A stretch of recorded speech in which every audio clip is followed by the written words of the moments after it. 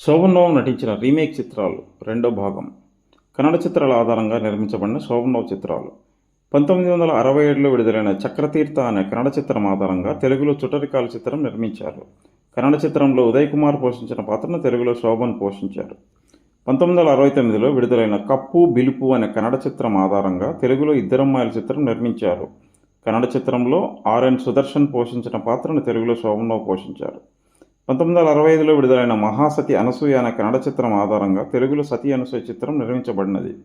కన్నడ చిత్రంలో డాక్టర్ రాజ్కుమార్ పోషించిన నారద పాత్రను తెలుగులో శోభన్ పోషించారు. 1972లో విడుదలైన యావజన్మద మైత్రి అనే కన్నడ చిత్రం ఆధారంగా తెలుగులో శారద చిత్రం నిర్మించబడినది. కన్నడ చిత్రంలో గంగాధర్ పోషించిన పాత్రలను తెలుగులో శోభన్ బాబు పోషించారు. 1972లో విడుదలైన నాగరహావ్ అనే కన్నడ చిత్రం ఆధారంగా తెలుగులో కోడెనాగు చిత్రం నిర్మించబడినది. కన్నడ చిత్రంలో విష్ణువర్ధన్ పోషించిన పాత్రను తెలుగులో శోభన్ పోషించారు.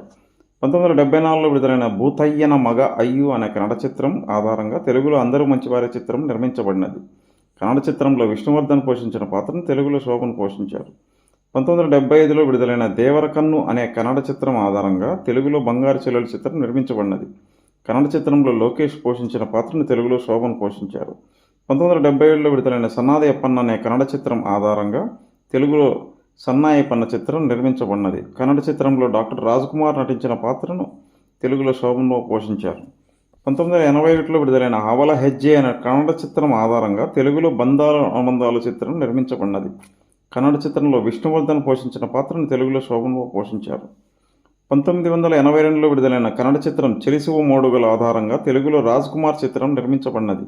కన్నడ చిత్రంలో డాక్టర్ రాజ్కుమార్ పోషించిన పాత్రను తెలుగులో హీమ్యాన్ పోషించారు. 1969లో విడుదలైన గజ్జె పూజే అనే కన్నడ చిత్రం ఆధారంగా తెలుగులో కళ్యాణ మంటపం చిత్రం నిర్మించారు. కన్నడ చిత్రంలో గంగాధర్ పోషించిన పాత్రను తెలుగులో శోభన్ బాబు పోషించారు.